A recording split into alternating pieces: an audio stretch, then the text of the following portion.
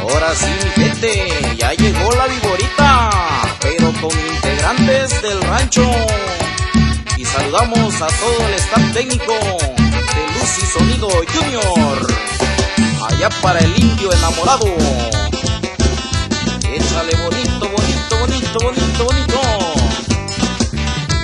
Y hasta parece que me estoy montando un toro. Hey.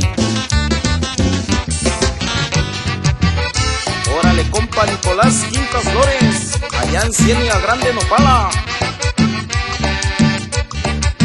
Allá para que lo baile el compa Neri Velasco Quintas, de Materiales Santa Cruz. Puro pa' adelante, paisanos.